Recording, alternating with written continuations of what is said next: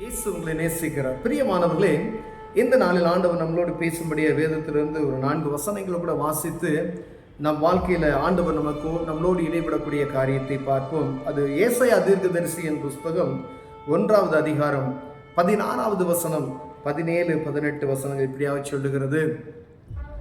உங்களை கழுவி சுத்திகரியுங்கள், உங்கள் கிரிகளின் பொல்லாப்பை என் கண்களுக்கு மறைவாக அகற்றிவிட்டு தீமை செய்தலை விட்டு ஓயுங்கள்.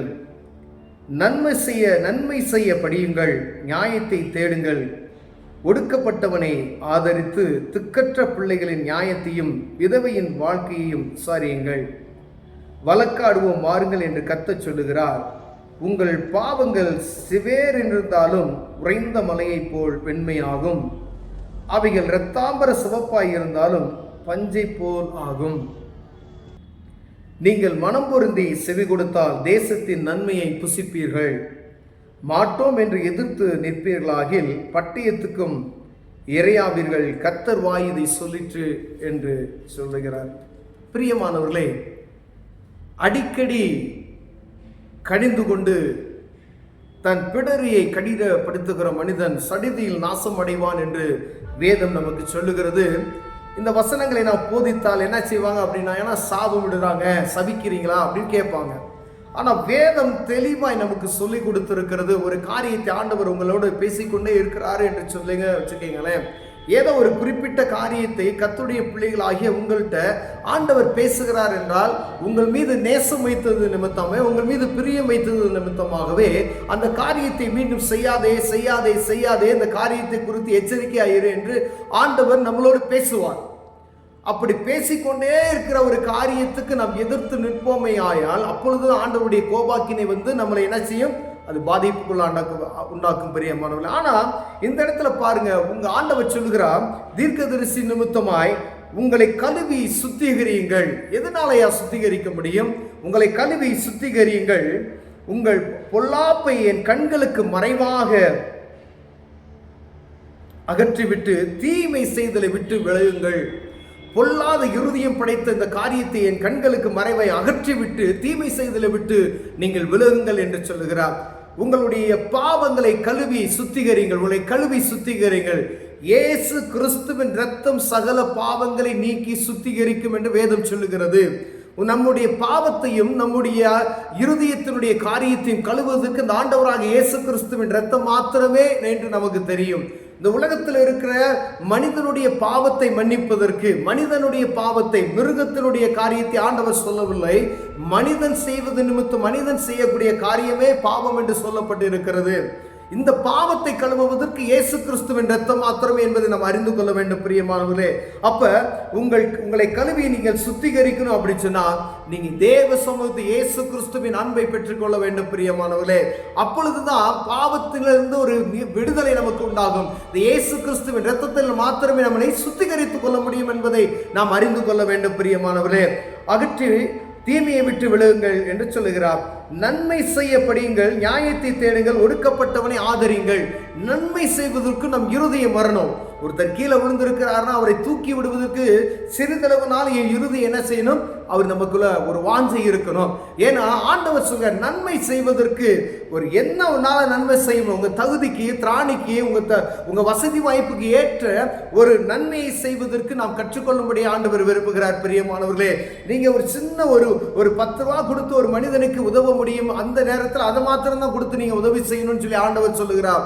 ஒருவேளை நீங்க 10 ரூபாய்க்கு உங்களால கொடுக்க முடியாத இடத்துல 1000 ரூபாய் கொடுன்னு ஆண்டவர் சொல்லல. 10 ரூபா ஒரு ஆளுக்கு கொடுக்க முடியும். அதை ஹெல்ப் பண்ணா உங்களுக்கு போதுமானதா இருக்கும் என்றால் அந்த காரியத்தை, அந்த நன்மையை செய்யுங்க அப்படின்னு ஆண்டவர் சொல்லுகிறார் பிரியமானவர்களே. ஒடுக்கப்பட்டவனை, திக்கற்றவர்களை விசாரிக்கணும்.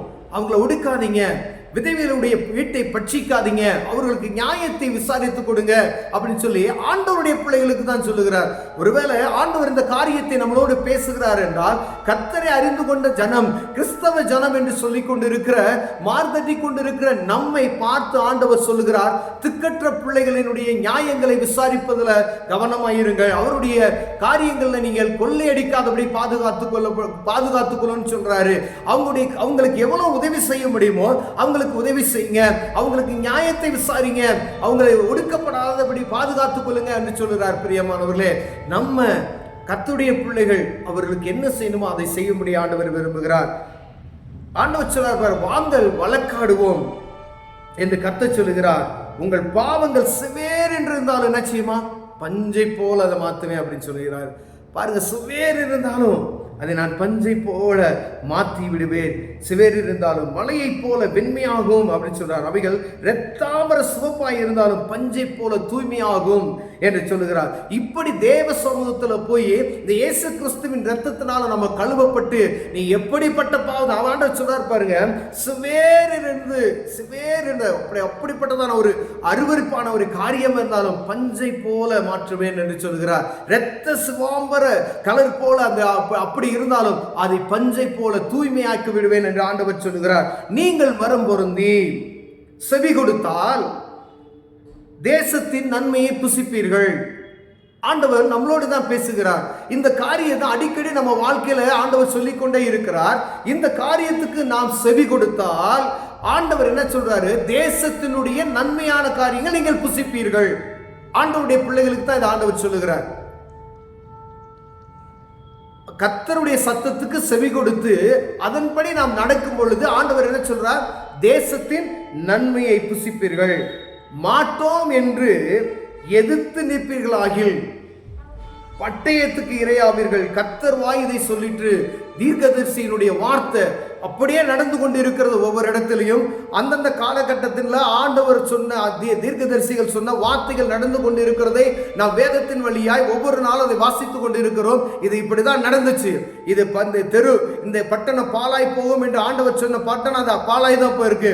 சோதம் குமார பட்டணம் அழிக்கப்படும் என்று சொன்னபடியே முற்றிலுமாய் அழிக்கப்பட்டதை நாம் அறிந்திருக்கிறோம். பிரியமானவர்களே, ஆண்டவர் சொல்கிறார், கர்த்தருடைய பிள்ளைகளாகிய உங்களையும் என்னையும் பார்த்து மனம் பொருந்தி நீ ஆண்டவருடைய வார்த்தைக்கு செவி கொடுத்து நீ திருந்து,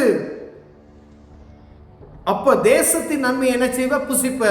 அது எந்த நன்மையானாலும் சரி, ஆண்டவர் கொடுக்கிற தேசத்தினுடைய நன்மை அதை நீ புசிப்ப அப்படின்னு சொல்றார். பிரியமான, ஒருவேளை மனம் கடினமாக்கி கொண்டு மாட்டோம் என்று சொல்லி எதிர்த்து நிற்கும் பொழுது அநேக சபைகள்ல அது சொன்னா என்ன செய்வாங்க, எதிர்த்து நிற்பாங்க. அவர்களுக்கு முரட்டாட்டமான ஒரு குணங்கள், கர்த்தருடைய வார்த்தைக்கு செவி கொடுக்காதபடிக்கு கடின இருதயத்தை வைத்துக் கொண்டு போதிக்கிறவர்களையே, பிரசங்கிமார்களையே, தீர்க்கதரிசிகளே என்ன செய்வாங்க அப்படின்னு கேட்டீங்கன்னா அவர்களுக்கு சவால் விடுவார்கள். நேரங்கள் இப்படி நடக்கிறது நாம் கண்கொள்ளா இதை பார்த்து கொண்டு இருக்கிறோம். சபைகள்ல ஆண்டவருடைய பிள்ளைகளுக்கு வர ஆண்டவருடைய பிள்ளைகளே பேசுகிறார்கள். மற்றவங்க பேசிட்டா அது பிரச்சனை அவங்களுக்கு தெரியாது.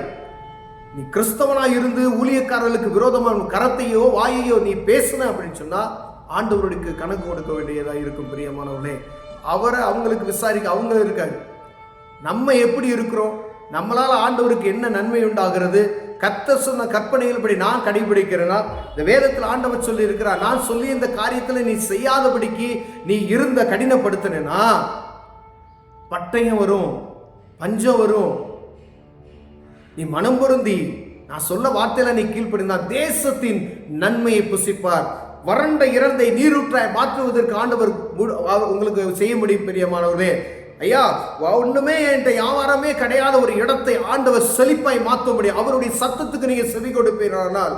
ஒருவேளை இப்படிப்பட்டதான காரியம் எனக்குள்ளாய் இல்லை உங்களுக்குள்ளாய் இருக்குமே ஆனால், மற்றவர்களை வஞ்சித்து வைக்கிறோமே ஆனால், கர்த்தருடைய சத்தத்துக்கு செவி கொடுக்காமல் இருப்போமையானால், அப்ப தேவரீர் ஆண்டவர் நம்மளோடு பேசுகிறார், இந்த காரியத்திலிருந்து நீ விலகு, இதுக்கு செவி கொடு. அப்ப ஆண்டவர் என்ன சொல்றாரு, தேசத்தின் நன்மையை நீ புசிப்பாய் என்று. பிரியமானவர்களே, ஒருவேளை இந்த காரியம் நமக்குள்ள இருக்குமேனால், ஆண்டவருடைய பிள்ளைகள் கிறிஸ்தவர்கள் என்று சொல்லுகிற நமக்குள்ள இருக்குமேனால், இந்த காரியத்தை விட்டு விலகி ஆண்டவரை நோக்கி பார்ப்போமானால் ஆண்டவர் ஆசீர்வதிக்க வல்லமையுள்ளவராய் இருக்கிறார். ஒருவேளை இந்த ஏசாயா தீர்க்கதரிசன புஸ்தகம் 1ஆம் அதிகாரத்தை நீங்க முழுமையை வாசித்தீங்கன்னா அதுல காணப்பட்ட காரியங்கள் எல்லாம் ஆண்டவர் நம்மளோடு பேச வல்லமையிலோட இருக்கிறார். கண்களை மூடுவோம், சோமம் செய்வோம். அன்பின் தகப்பனே, நாளுக்காய் ஸ்தோத்திரையா, கர்த்தருடைய சத்தத்துக்கு செவி கொடுத்து எங்களை கழுவி ஈசோப்பினால் கர்த்தருடைய இரத்தத்தினால் நாங்கள் கழுவப்பட எங்களுக்கு உதவி செய்வீராக. ஆண்டவரே, உமது சத்தத்துக்கு செவி கொடுக்கிற இருதயத்தை எங்களுக்கு தருவீராக. ஆண்டவரே, தேசத்தின் நன்மையை புசிக்க எங்களுக்கு உதவி செய்யும். இயேசுவின் நாமத்தில் பிதாவே, ஆமென்.